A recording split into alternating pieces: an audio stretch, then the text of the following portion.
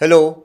ثانك يو انه عم تحضروا البودكاست، واذا عم تحضروه اي هوب انه عم تحبوه، واذا عم تحبوه في ثلاث طرق فيكم تكونوا عم تساعدوا فيها. اول وحده هي بليز ميك شور انه يو سبسكرايب تو ذا بيج، لانه the more people subscribe the more this podcast بيوصل لناس جديد.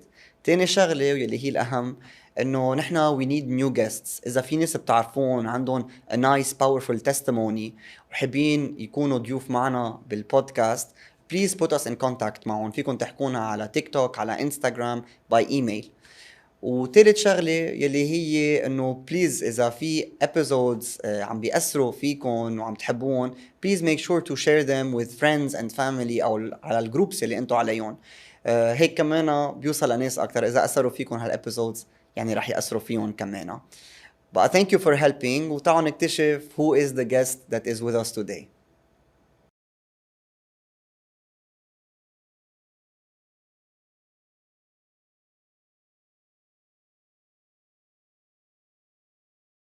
Bonjour Nathalie. Bonjour Julien.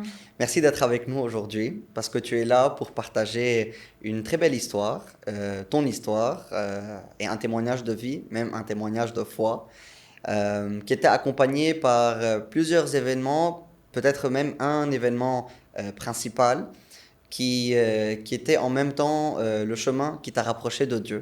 Donc tu es là aujourd'hui avec nous pour partager plus en détail ce qui s'est passé avec toi, avec ta famille. Donc raconte-nous un peu plus, qu'est-ce qui s'est passé exactement et qu'est-ce qui a fait que ça t'a rapproché de Dieu ou de Jésus. So when you pray, then you pray to Jesus. Yes. قالت لي يلا بدك تلبس ونطلع على الماتش. Put God first. To thank my Lord and Savior Jesus Christ for blessing me with the talents to play this game. Tonight, in the mighty name of Jesus, I thank you. I want to thank Jesus Christ. وبيظهر علي مشاربي. First off, I want to thank God. Je suis le chemin, la vérité et la vie.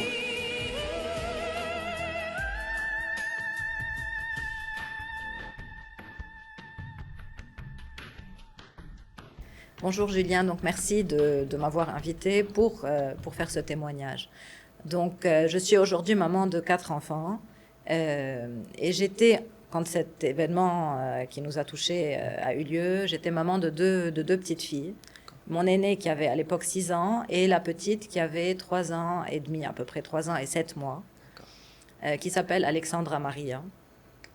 Donc déjà il faut savoir, je ne sais pas pourquoi, depuis qu'elle était petite, j'avais comme un pressentiment qu'Alexandra allait avoir quelque chose. C'était une pensée à l'intérieur de moi, je ne saurais pas expliquer pourquoi. Et à chaque fois que je pensais que quelque chose allait lui arriver, je me disais non Nathalie, oublie. Pourquoi tu penses à ça? Elle va bien, elle grandit bien, tout va bien. Tu ne ressentais ceci que pour Alexandra que pour et non Alexandra, pas pour l'aînée. Pas pour l'aînée. Okay. Je sentais quelque chose au plus profond de moi. Donc Alexandra a grandi, c'était une fille très pleine de vie, très mignonne, qui a marché très tôt, qui parlait, donc qui allait très bien. Et donc en 2016, j'ai eu 33 ans. J'avoue que quand j'ai eu 33 ans, je ne sais pas pourquoi, moi j'ai senti quelque chose en moi. 33 ans, c'est l'âge du Christ en plus. Ouais. Je me suis dit quelque chose va m'arriver. Et là aussi, à chaque fois, j'essayais d'enlever ces pensées de ma tête parce que... Et puis, au mois de... Non seulement tu t'es dit que quelque chose va t'arriver, tu m'avais mentionné que tu disais que la vie a l'air trop simple jusqu'à présent. Justement, donc ça, c'était... Même, donc, j'ai eu 33 ans en juillet. Ouais. Je me suis dit, 33 ans, c'est un âge important, c'est l'âge du Christ. Et puis, en novembre, probablement une semaine avant ce qui nous est arrivé, je me rappelle, je me regardais dans le miroir chez moi et je me suis vue et je me suis dit, Nathalie, jusqu'à maintenant... tout a été facile pour toi. Tu as travaillé, tu t'es mariée, tu as eu des enfants facilement. Dieu ne t'a pas encore mis à l'épreuve. Je me le suis dit en arabe. Allah ba'ad ma jarrabik. Ou quand même, je me suis dit, Nathalie, khalas, enlève cette pensée de ta tête. Et bon, j'ai continué ma vie. Alors, il faut savoir que j'ai toujours été, je viens d'une famille croyante, je viens d'une famille pratiquante. Et puis, en novembre, donc... 2016, le 19 novembre 2016, c'était un samedi. Je me suis réveillée et Alexandra s'est réveillée tôt. Elle avait de la fièvre. Une fièvre comme tout enfant qui va à l'école peut avoir de la fièvre, un virus. Oui. Mais je ne me sentais pas bien. Je sentais qu'il y avait quelque chose. Et puis plus la journée avançait, plus elle me disait non, là, elle est vraiment très fatiguée. D'accord. Et souvent, les médecins disent faites attention quand vos enfants, quel est leur état général? C'est pas juste la fièvre. Et là, l'état général était mauvais. On avait un enfant qui répondait plus beaucoup, très pâle, elle n'arrivait plus à manger. En fin de journée, je précise que c'est un samedi parce que pour moi, ça aussi, ça fait partie des signes et des éléments qui font que pour moi, c'est un miracle. D'habitude, les médecins disent on suit la fièvre pendant 48 heures et on ne voit pas l'enfant avant 48 heures parce que, en principe, c'est un virus, ça va passer. Le samedi soir, j'appelle ma mère et elle me dit écoute, elle va très mal, et j'appelle notre pédiatre. Et mon pédiatre me dit écoute, tu sais quoi, je vais t'ouvrir la clinique un samedi soir en fin de journée. Faites-la passer. Donc, mon papa et ma maman ont pris Alexandra chez notre pédiatre. Et j'étais au travail, je rappelle ma mère, elle me dit, écoute, il préfère qu'on l'hospitalise. Là, j'ai senti que le monde commençait à s'effondrer autour de moi. Je suis quelqu'un de très anxieux à la base sur la santé de mes enfants. Je suis un peu hypochondriaque et on me critique pour ça. Mais j'ai senti que ça n'allait pas. Donc j'ai dit à mon mari, il était avec moi, j'ai dit on doit aller à l'hôpital. Je me rappelle, j'ai commencé à prier en voiture. Mon Dieu, que tout aille bien, etc. Et puis on arrive à l'hôpital. Et là, ça s'est accéléré. Donc, elle commençait à avoir une hémorragie généralisée. En fait, elle a attrapé une méningite à purpura fulminant. C'est une des plus grandes urgences médicales chez les enfants, et pas seulement, mais chez les enfants en particulier. Et c'est une maladie qui tue en quelques heures si elle n'est pas prise en charge. Donc déjà, je dis que si le médecin n'avait pas ouvert sa clinique ce samedi soir et qu'elle était restée à la maison, elle serait plus là. C'est fini. Elle faisait une septicémie. Donc tout était infecté et elle commençait donc à avoir une hémorragie. Donc on a été en soins intensifs et je me suis retrouvée seule dans une pièce avec 2 médecins.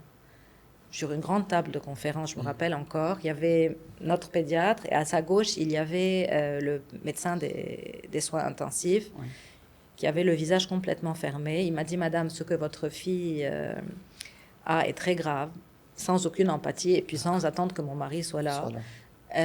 Votre fille, ce qu'elle a est très grave. On ne sait pas les séquelles qu'elle aura, mais on ne sait surtout pas si elle va s'en sortir. Et avec un ton très, très froid. Et j'avais à côté notre pédiatre qui était là, qui lui a toujours été un soutien. Et il avait peur. Et par la suite, il m'a dit que c'est un des cas les plus difficiles que lui a eu en tant que pédiatre. Et c'est relativement rare en termes de cas médicaux. C'est au Liban, la souche qu'elle a eue, c'est le méningocoque B. C'est le côté technique. Il n'existe pratiquement pas. Nos enfants ne sont pas vaccinés. Le vaccin n'existe pas pour ça au Liban. Donc c'est quelque chose, on ne sait pas comment elle a eu ça. Donc suite à ça, les événements se sont enchaînés parce que donc Alexandra allait mal et Alexandra a commencé à arrêter de faire pipi. Donc en fait, ses reins ont arrêté de fonctionner. C'est tout son système. Tout son système, en fait. Ça arrive dans les septicémies. Donc, elle n'arrivait plus à faire pipi et elle a commencé à gonfler. On était dans un hôpital où il n'y a pas de dialyse pour enfants. Donc, il fallait transférer Alexandra il y a 2 hôpitaux à Beyrouth où ils font ça. Dans un état d'urgence. Dans un état d'urgence absolu, en sachant que les ambulances ne voulaient pas la transporter parce que c'était trop grave et qu'elle n'était peut-être pas transportable. Mais là, je dis tout ça, pour moi, c'est Dieu. On a réussi à trouver une ambulance privée qui l'a transférée dans un autre hôpital où il y a la dialyse pédiatrique, mais où il n'y avait pas de chambre aux soins intensifs. Donc là, c'est mon papa qui est monté et qui leur a dit, j'ai ma petite fille qui va très mal. On a besoin de cette chambre. C'est la seule chambre où on peut mettre la machine à dialyse. Elle a une sortie d'eau. Et à ce moment-là, il y a un monsieur qui était aux soins intensifs avec son fils, qui a accepté de donner la chambre dans laquelle était son fils, de prendre une chambre à l'étage normal. Et donc, on a pu, par miracle, faire... Les choses se sont arrangées. Tout s'est arrangé presque comme de ça. façon divine. Oui, Ouais. divine. Donc, Alexandra a été prise en charge dans cet hôpital. On était dimanche 20 novembre. Pour faire une dialyse, il faut mettre un cathéter. Et pour mettre un cathéter, il faut faire une opération avec une anesthésie générale. Et dans l'état où elle était, c'était extrêmement risqué. Mais on n'avait pas le choix. D'accord. Donc je me rappelle, le médecin des soins, le chirurgien est monté, il nous a dit en arabe, أنا بنزلها على البلوك بس ما بطلعها ما بعرف إذا رح تطلع. Donc on n'avait pas le choix.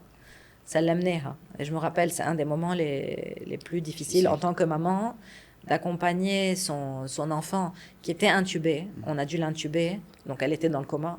Ne sachant pas si... Ne sachant pas, je me rappelle, je suis descendue au bloc, j'avais des amis avec moi, les portes du bloc sont parties et je l'ai vue partir, mais je ne savais pas si elle allait revenir.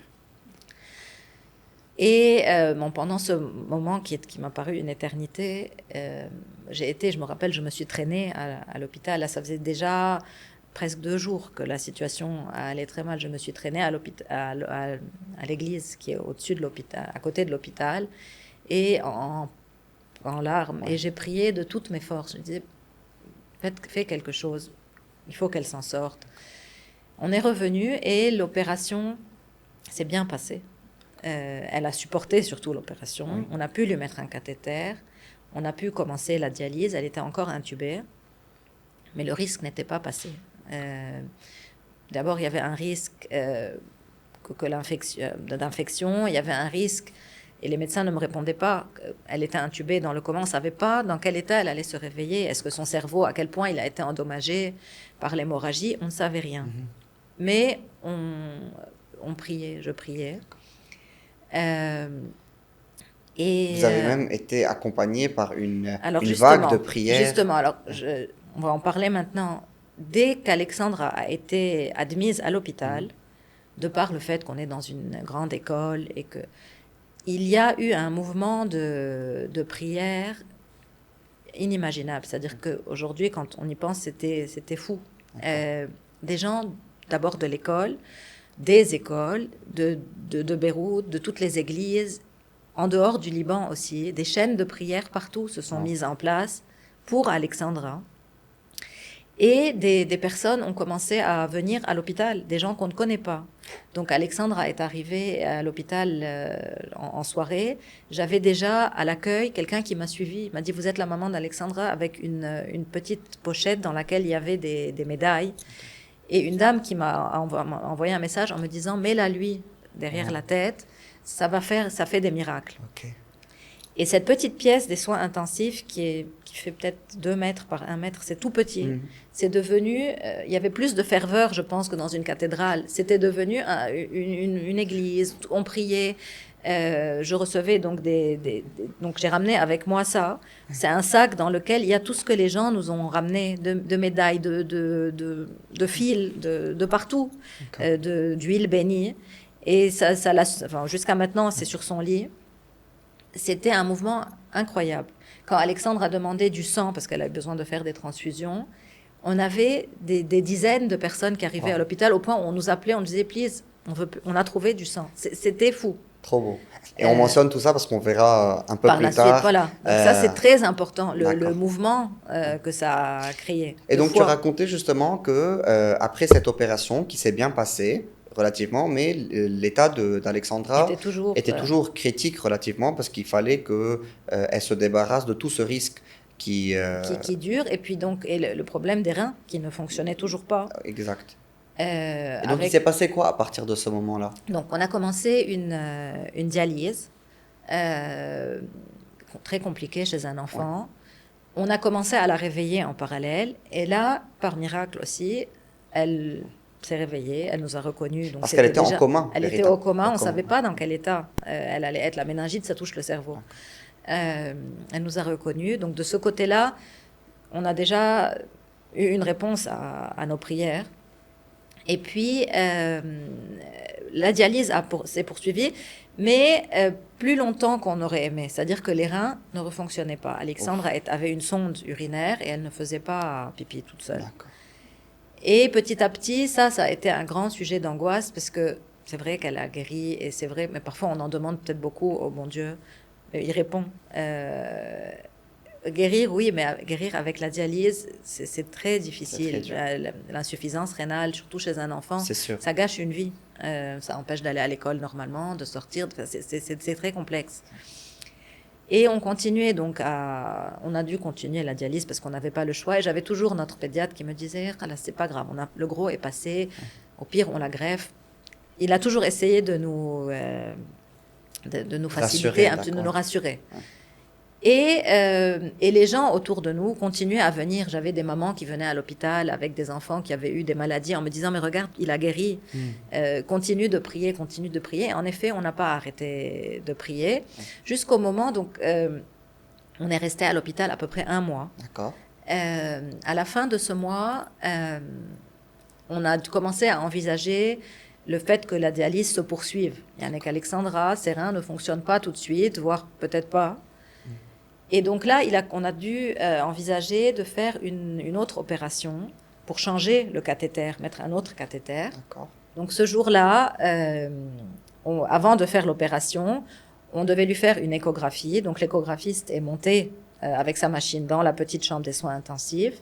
Il a commencé à faire son échographie et là, il s'est arrêté. Il nous a dit non, il y a de l'urine à l'intérieur de sa vessie. Et je me rappelle, il y avait un néphrologue qui était présent, qui a commencé à crier, on arrête tout. Donc, on a annulé l'opération qu'on devait faire. C'était un moment d'extrême joie. Je raconte ça avec 8 ans mais c'était fou.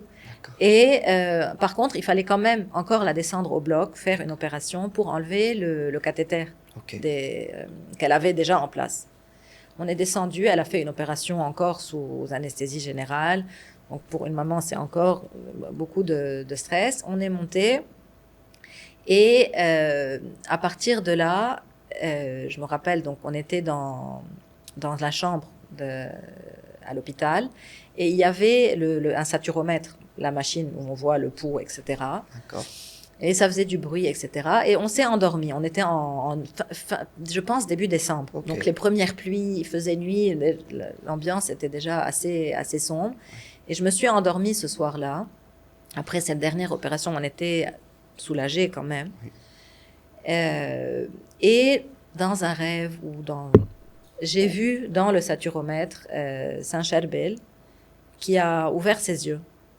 Et le saturomètre s'est arrêté de fonctionner. Donc ça a fait un bip, comme on voit dans les films, quand ça s'arrête. Oui. Et j'ai eu cette vision de lui qui ouvre ses yeux en noir et blanc. Et j'étais seule avec Alexandre à l'hôpital. Et je me suis réveillée, je pense. Et j'ai eu peur. Parce que Saint-Cherbel est un saint qui a beaucoup de... Tu n'es même pas sûr s'il s'agit d'un songe ou d'une vision, mais c'est quelque chose que j'ai vu. Je l'ai vu. Ça, je sais que je l'ai vu. Et à partir de là, donc, de ce moment-là, et pas seulement à partir de là, mais maintenant, je peux dire que je peux faire un lien depuis l'arrivée d'Alexandra le 19 novembre jusqu'à sa sortie de l'hôpital avec des petits éléments divins, des interventions divines plutôt. Comme quoi, par exemple? Qui se sont... donc, comme quoi ça a commencé, déjà par notre médecin qui lui-même nous avait dit, le jour où j'ai été avec vous à l'hôpital, j'ai eu comme un appel de Saint-Cherbel. Lui, il croit beaucoup en Saint-Cherbel. Qu'il devait être présent. Qu'il devait être avec nous. Donc, il est venu. Ensuite... Surtout parce que les samedis soirs, il ne travaille certainement médecin, pas. Voilà. D'accord. Ensuite, je me rappelle très bien d'une infirmière qui s'appelle Recha, aux soins intensifs, qui était arrivée le premier jour à l'hôpital, quand ça allait très mal. Oui. Elle m'a dit, elle va guérir, votre fille. Et je lui ai dit, comment tu sais? Elle m'a dit, écoute, moi, je crois beaucoup en Saint-Cherbel. En effet, elle avait une vénération pour Saint-Cherbel. Et aujourd'hui, c'est le premier jour que je porte sa robe taube. Elle avait décidé de porter cette robe. Pourquoi? Parce que la veille, donc le jour où Alexandra, le dimanche, elle avait été à la messe. Et quelqu'un dans la messe qui priait lui a dit « Tu n'as pas encore porté cette robe ?» Et elle s'est arrêtée, elle m'a dit « Mais moi, je ne lui avais pas dit que je voulais porter que j'avais décidé de faire ce choix. » Et donc, ça coïncidait avec... Avec ça. Et elle est montée, elle avait consacré ce mois à Saint-Cherbel. Ensuite, au tout début aussi, Dans les premiers éléments, il y a une bougie. Ok. Et là, j'ai des témoins, j'ai ma maman qui était avec moi, j'ai mon père et j'ai ma sœur. C'était les quelques premiers jours où Premier Alexandra jour. avait été hospitalisée. C'était le point le plus bas. Je me D'accord. rappelle, quelqu'un nous avait ramené à l'hôpital une bougie de Saint-Cherbel. Vous verrez la photo. Et on avait décidé de l'allumer pour prier. Ma mère, ma sœur, moi et ma fille, l'aînée. D'accord. Et ce jour-là, on était dans une pièce fermée. Et cette bougie a commencé à monter, à bouger, comme s'il y avait du vent dans la pièce. Alors qu'il n'y avait rien du tout. Alors qu'il n'y avait rien du tout. On était en novembre, tout était fermé. Et vous verrez même dans la photo qu'elle a pris un peu la forme du visage de Saint-Cherbel, qui est assez reconnaissable. Donc des signes qui sont apparus. La vision à la fin du saturomètre, je l'ai vu ici. Et à partir de là, tout a été en s'arrangeant. On n'était pas sorti encore c'est long, un processus, mais Même au il point était où présent. tu avais mentionné qu'il y avait quelqu'un qui avait visité votre médecin, votre pédiatre.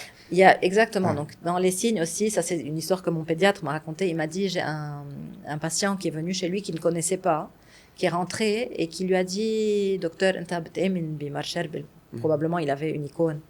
Et notre médecin lui a dit oui, il m'aide à guérir les malades. Et ce patient lui avait dit, alors, si tu veux, demande. Non, il lui a dit, donc s'il t'aide à guérir les malades, je vais te donner le nom d'une patiente à moi qui est très fatiguée. En parlant d'Alexandra, il lui a écrit son nom, il lui a dit prie pour elle, ou demande-lui qu'il prie pour elle. Et il est parti, ce monsieur. Il n'est revenu qu'après qu'Alexandra guérisse, en lui demandant au médecin comment elle va, Alexandra. Et il lui a dit, elle a guéri. Il lui a dit, tu vois, j'ai demandé et il a répondu. Wow. Donc, oui. Et tout ça, tu disais que tous ces événements se sont déroulés jusqu'au point où elle commençait graduellement à se sentir mieux. Il y avait toujours le problème des reins, mais jusqu'au jour où, et ça c'est un autre signe qui s'est passé avec Alexandra, raconte-nous plus, parce que ça a aussi marqué un tournant ça, dans c'est l'histoire. après, en fait. Alexandra allait déjà mieux. Elle était à la maison. Et je me rappelle, ma fille aînée, qui avait 6 ans à l'époque, s'est réveillée un matin en panique. Elle est venue chez moi, elle m'a dit, maman, j'ai fait un rêve. Je lui ai dit, quoi? Un rêve, un cauchemar, plutôt pour elle, parce qu'elle n'avait pas compris. Ouais. Elle m'a dit, j'ai vu un petit garçon avec les cheveux blonds. Je lui ai dit, oui. Elle m'a dit, c'était un ange. Je lui ai dit, c'est l'ange Gabriel. Parce que ma fille s'appelle Gabrielle, elle sait que son nom, c'est l'ange Gabriel. Et tu as mentionné que d'ailleurs, c'est le seul ange qu'elle connaissait. C'est le seul ange qu'elle connaît à 5 ans et demi, 6 ans. Ouais. Elle m'a dit, non, il s'est retourné et il m'a dit, je suis l'ange Raphaël. Alors moi, sur le moment, j'étais peut-être aussi ignorante qu'elle, mais j'ai senti qu'elle avait été très marquée par ça. J'ai cherché et j'ai vu qu'en fait, Raphaël, ça signifie Dieu guérit. Et Raphaël, c'est l'ange gardien des médecins. Ouf. Quand elle m'a dit ça, j'ai raconté cette histoire à une religieuse qui a eu les larmes aux yeux. Elle m'a dit, donc en fait, c'était clair. Wow. Tout était relié. Il y avait toute une séquence d'intervention divine. Par l'intercession de Saint-Cherbel, nous, dans notre famille, on est croyants, pratiquants, mais on n'a jamais vénéré un saint plus qu'un autre, ni Saint-Cherbel plus qu'un autre. Mais dans ce qui s'est passé avec nous, je suis persuadée qu'il a intercédé en notre faveur avec d'autres saints, mais peut-être qu'il s'est imposé à nous. Il est venu chez nous. Il nous a rencontrés. Quand Alexandra est sortie, elle a porté pendant plusieurs mois sa robe. Et depuis, c'est vrai que notre famille s'est rapprochée de Saint-Cherbel, mais en général de l'Église, des saints. Le miracle chez nous, c'est des signes. Ce sont des petits signes qui ont été éparpillés un peu tout au long. Mais il faut savoir qu'autour de ça, Alexandra, la période durant laquelle elle était hospitalisée, a rapproché les gens à la prière. Comment, par exemple? Donc, je me rappelle, ma sœur avait un ami à elle qui est musulman, qui était à Paris, qui nous a appelés, parce que tout le monde nous appelait, en nous disant « Qu'est-ce que je peux faire ?» Et je me rappelle, on lui a dit, puisque tu es à Paris, s'il te plaît, va à la Médaille miraculeuse, Rue du Bac. à la rue du Bac. Donc il a été, lui musulman, qui n'était pas allé dans une église, il a écrit des intentions dans la petite chapelle, il les a déposées dans l'église, dans l'urne où on les dépose. J'ai des personnes qui m'ont dit, on n'avait pas prié. Mais pour Alexandra... Ils n'ont jamais prié de leur vie. On a prié. J'ai quelqu'un qui m'a dit, de ma vie, je n'avais pas prié comme ça, avec une... Parce qu'on prie, beaucoup prient, même nous, peut-être, on priait, mais on n'a jamais prié avec autant de ferveur. Et en étant persuadée, moi, quand je priais pour Alexandra, je parlais à Jésus, je parlais à Dieu, au Saint, comme s'ils étaient en face de moi. C'était pas quelque chose d'abstrait, c'était quelque chose d'extrêmement concret. Au point que j'ai une amie à moi qui est pédiatre, qui m'a dit, Nathalie, quand on est venu te voir à l'hôpital le 20 novembre, au tout début, on était venu pour te présenter nos condoléances. Elle est pédiatre. Elle m'a dit, ta fille était morte, elle est ressuscitée. Et c'est vrai que elle revient de très très loin. Wow. Et ça fait partie à nos yeux, c'est un miracle. Ouais. C'est très beau ce que tu racontes. Déjà, merci d'avoir partagé tous ces détails qui sont vraiment incroyables, mais vrais. Vrai, oui. Mais l'idée, ça m'a fait penser en fait à une ou deux questions que j'ai envie de... Déjà, à quel point est-ce que c'est beau de voir qu'en fait, durant toute cette période, durant laquelle vous priez, surtout toi particulièrement, tu ne priais justement pas à Saint-Cherbel en particulier, mais à Jésus. Je priais à Jésus, à Dieu, au Saint. Ouais. Je priais à toute personne à qui je pouvais prier. Mais à quel point est-ce que c'est beau, c'est comment Saint-Cherbel s'est incrusté. D'ailleurs, je pense qu'il y a un ou deux signes que tu voulais mentionner aussi. Que j'ai oublié, donc le 22 novembre, c'était au tout début. Ouais. J'ai deux amies qui m'ont dit, on va monter à Saint-Cherbel le 22. Alexandra allait mal, elle avait fini son opération, mais ils m'ont dit, on va prendre Gabriella et on va monter prier à Aneia, le jour de la procession où il y a des milliers de personnes qui montent. Donc, elles sont montées très tôt, elles sont venues la prendre. Et elles m'ont raconté en descendant que là-haut, alors qu'il y avait des milliers de personnes qui montaient à pied, un des prêtres du couvent est venu avec une grande image de Saint-Cherbel. Et il est venu chez Gabriella, donc chez ma fille aînée. Parmi tous ces milliers de personnes qui étaient. Et il lui a fait porter l'image. Donc, on avait une photo, j'essaierai de la retrouver, de ma petite qui tient la grande image. Donc, ça aussi, des petits signes. C'est pas quelque chose de cinématographique, mais il est des petits signes qui ont été clairsemés depuis le début jusqu'à la fin. Et qui nous ont renforcés et qui nous ont permis de tenir. Parce que moi, aujourd'hui, si je me demande à moi-même comment j'ai tenu il y a 8 ans, je ne sais pas. On a tenu sans dormir, on a tenu dans la pire situation qui puisse être pour un parent de voir son enfant malade. C'est la pire chose quand un médecin vient vous dire votre fille ne va pas s'en sortir. Parce qu'on a entendu ça. Mais on a tenu, je pense, parce que Dieu nous tenait, les saints nous tenaient, les prières des gens nous tenaient. Et je me rappelle même, à aucun moment dans toute cette épreuve, je me suis demandé, un jour mon mari m'a dit « Pourquoi nous ?» J'ai dit « Non, on ne se demande pas pourquoi nous. » Et j'avais lu de tout ce qu'on m'avait envoyé une phrase que j'avais trouvée belle, c'est que Dieu choisit ses meilleurs soldats pour ses plus grandes batailles. Et c'est vrai, on a eu une bataille énorme, mais c'est lui qui l'a décidé, il nous a aidés à tenir. Trop beau, trop beau. D'ailleurs, pour conclure comme ça avec une dernière question à travers laquelle tu pourras aussi t'adresser à notre audience, à ceux qui regardent cet épisode, à tous ces gens qui... Déjà, en une même question, je te poserai ces deux idées, je mentionnerai ces deux idées. La première, c'est à tous ces gens qui sont tellement, qui se sont inspirés ou ils ont trouvé ton histoire inspirante par rapport à leur propre foi. Surtout ceux qui ne sont pas proches de Dieu, mais sont quand même ouverts à découvrir qui Dieu est. Quel est un conseil pratique que tu pourrais leur donner pour que justement ils puissent se rapprocher de Dieu? Déjà, je pense que Dieu n'attend pas de quelqu'un que ce soit quelqu'un qui va à l'église tous les jours, qui se mette au premier rang, non du tout. Et d'ailleurs, nous, on n'a jamais été comme ça. En famille, On a toujours eu une foi plutôt réservée. On s'est jamais mis devant. Oui. Mais prier, ne pas avoir peur de prier et ne pas avoir peur de demander. Parce que, comme dans l'Évangile, on dit « Demandez et vous recevrez, frappez à la porte, on vous ouvrira la porte ». Ne pas avoir peur. Parce que même dans les pires moments, il nous écoute.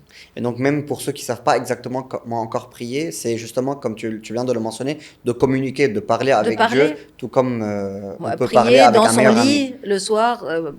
Moi, je parle comme s'il y avait quelqu'un. Des fois, je me dis parler. Et je ne sais pas, ça c'était la deuxième partie de la question. À tous ces gens qui passent aujourd'hui par une épreuve très similaire à celle par laquelle vous êtes passé, qu'est-ce que tu pourrais leur dire aujourd'hui comme, je ne sais pas, parole d'encouragement ou conseil en général? Je ne suis pas pour donner des conseils, mais si... Non, à travers ta propre expérience, c'est sûr. Mon expérience, donc, de ne pas avoir peur. Et de se dire vraiment, que ta volonté soit faite, on le dit, sans vraiment le penser. Machinalement, on le répète souvent. Mais essayez vraiment de se dire qu'il sait ce qui est mieux et que parfois, c'est pas aujourd'hui. Parfois, ça va prendre plus de temps que prévu. Mais à un moment donné, ça arrivera. Donc, ne pas avoir peur. Et comme c'est beau aussi, comme tu l'as mentionné tout à l'heure, que ça aussi, d'une façon ou d'une autre, Dieu transformera toutes ces choses en leur faveur. En leur faveur, les rapprochera. Ça aide beaucoup. Moi, je vois mon mari qui était quelqu'un qui n'était pas pratiquant, croyant probablement, mais sans le savoir, qui s'est rapproché et qui a vu. Et peut-être qu'il avait besoin de cette épreuve et de voir ces signes pour croire. Je pense que c'est la meilleure façon ou la meilleure idée avec laquelle on peut conclure cet épisode. Je voudrais encore te remercier, Nathalie, d'avoir été présente avec nous aujourd'hui pour partager cette histoire vraiment magnifique. Donc, je te remercie encore. Merci à toi de m'avoir invitée.